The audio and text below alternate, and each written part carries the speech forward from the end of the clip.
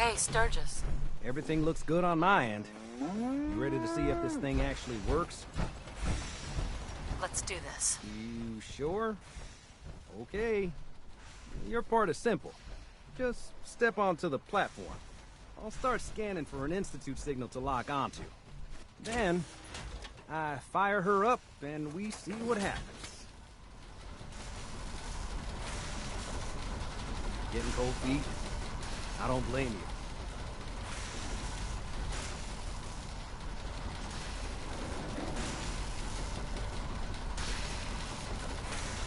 Okay, hold real still. I don't want any corruption of the molecular beam. Oh yeah, by the way, I figured this was a golden opportunity to find out as much as we can about the Institute, what they're up to. Yeah, this holotape's all set with a program that will scan their network and download anything it finds. Uh-oh. Yeah, we better hurry. And don't worry about that tubing wiggling around. It's, just there for decoration. Okay. Scanning for the Institute signal. Tracking RF. And... got it. Hold on to your butt.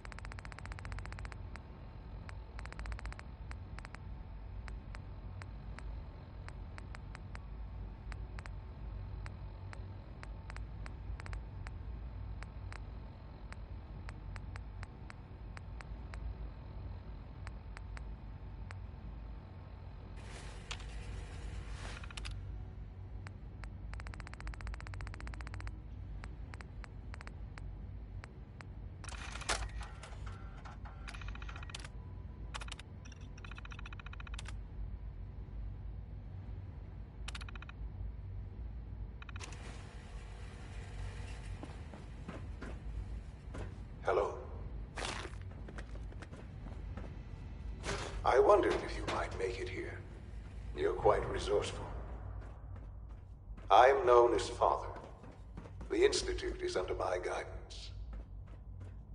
I know why you're here. I'd like to discuss things with you face to face. Please, step into the elevator.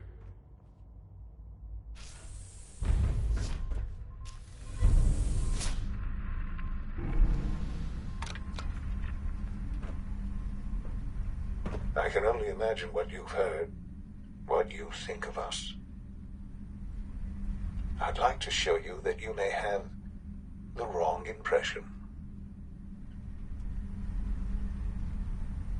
Welcome to the Institute. This is the reality of the Institute. This place, these people, the work we do. For over 100 years, we've dedicated ourselves to humanity's survival. Decades of research, countless experiments and trials, a shared vision of how science can help shape the future. It has never been easy, and our actions are often misinterpreted by those above ground. Someday, perhaps, we can show them what we've accomplished. But for now, we must remain underground. There's too much at stake here to risk it all. As you've seen, things above are unstable. I'd like to talk to you about what we can do for everyone. But that can wait. You are here for a specific, very personal reason. You are here for your son. Sean? Huh? Yes, I'm Sean. Sean? Oh my god. It's really you. Who are you? Sean, it's me. I'm your mom. Father, what's going on? Sean, are you okay? What's going on? Father? Shh. I don't know you. Go away. Father! Who is father? Father? Father! Father? Father, help me! Sean. S923, recall code Cirrus. Fascinating, but disappointing. The child's responses were not at all what I anticipated. He's a prototype, you understand. We're only just now beginning to explore the effects of extreme emotional stimuli. Please try and keep an open mind. I recognize that you are emotional, and that your journey here has been fraught with challenges. Let's start anew. I am Father. Welcome to the Institute. Give me Sean. I know. Sure. I'll make this very simple.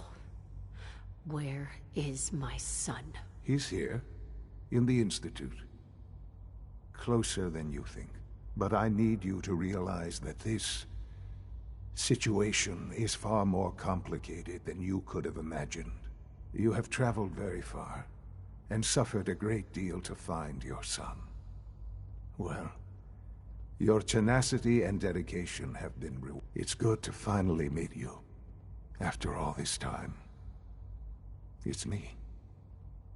I am Sean. I am your son.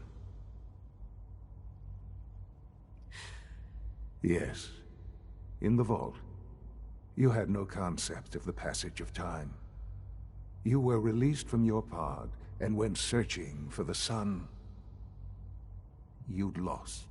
But then you learned that your son was no longer an infant, but a 10-year-old boy. You believed that 10 years had passed. Is it really so hard to accept that it was not 10, but 60 years? That is the reality, and here I am. Raised by the Institute, and now its leader. But why? Ah, now that's the question, isn't it? At that time, the year 2227, the Institute had made great strides in synth production. But it was never enough.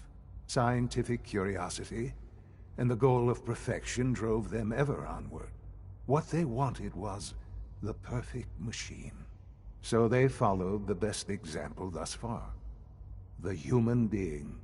Walking, talking, fully articulate, capable of anything.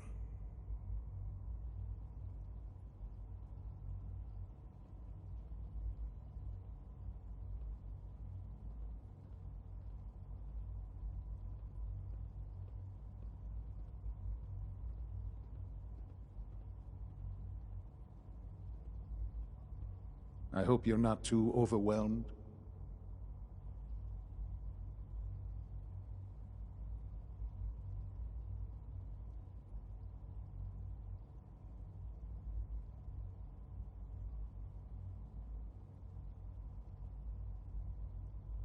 So the weird science experiments needed specimens. That's why they took you? In a manner of speaking. Yes. The Institute endeavored to create synthetic organics. The most logical starting point, of course, was human DNA. Plenty of that was available, of course. But it had all become corrupted. In this wasteland, radiation affected everyone. even in their attempts to shield themselves from the world above.